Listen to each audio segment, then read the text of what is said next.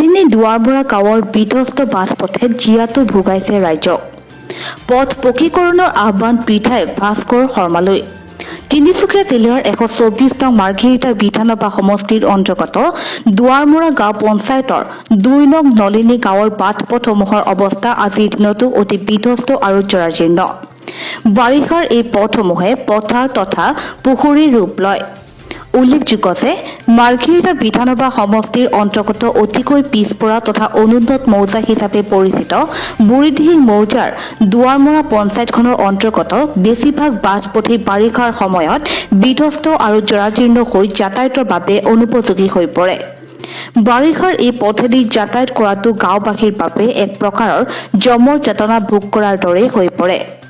2 নং নলিনী গাঁৱৰ ৰাইজৰ যাতায়াতৰ একমাত্ৰ তথা মূল পথটো বাৰিষাৰ পূৰ্বে অহা এজাক বৰষুণতে পথছোৱাৰ মাজত দ হৈ পৰা অংশসমূহ পুখুৰী সদৃশ হৈ পৰাত ৰাইজৰ যাতায়াতৰ বাবে অনুপযোগী হৈ পৰিছে। মাৰ্ঘেৰিটা সমষ্টিৰ দ্বিতীয়বাৰলৈ নিৰ্বাচিত হোৱা বিধায়ক ভাস্কৰ শৰ্মালৈ স্থানীয় ৰাইজৰ আহ্বান বিধ্বস্ত হৈ পৰা পথটো অতি শীঘ্ৰে নিৰ্মাণৰ ব্যৱস্থা কৰি দিবলৈ। তিনিচুকীয়া জিলাৰ মাৰ্ঘেৰিটা সমষ্টিৰ অন্তৰ্গত 2 নং নলনী গাঁও। এই গাঁওখন স্বাধীনতাৰ ৭৪টা বছৰ গৰকা পাছতো এনে পৰ্যায়ত আছে। ইয়াত দেখিলেই আচলতে বিভাগীয় কৰ্তৃপক্ষসকলে দেখিলেহে আচলতে বুজি পাব।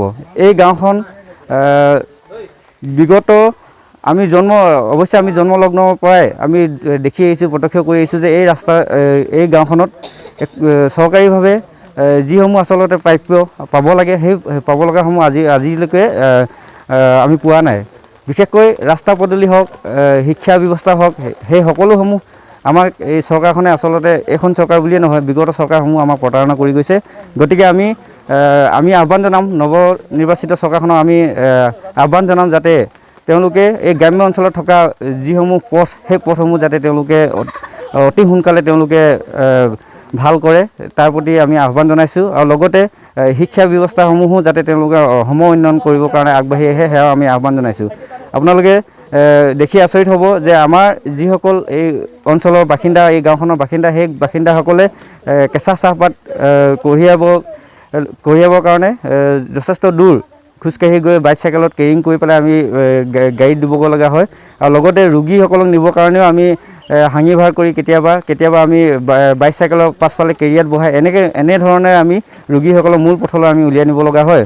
গতিকে চৰকাৰ তথা বৰ্তমানৰ নৱনিৰ্বাচিত বিধায়কগৰাকীক আমি পুনৰবাৰ দাবী অনুৰোধ জনাইছোঁ যাতে তেওঁলোকে আহি পেলাই এই আমাৰ গাঁৱৰ যিসমূহ বাট পথ এইসমূহ প্ৰত্যক্ষ কৰি পেলাই অতি শীঘ্ৰে যাতে ব্যৱস্থা গ্ৰহণ কৰে সেয়া আমি অনুৰোধ জনাইছোঁ। আৰু লগতে খুব তৎকালীনভাৱে যদি মেৰামতি কৰি দিব পাৰে, প্ৰায় 3-4 কিলোমিটাৰ পথ যদি কৰি দিব পাৰে তেতিয়াহ'লে আমি নিশ্চয়কৈ আমি সুখী হ'ম।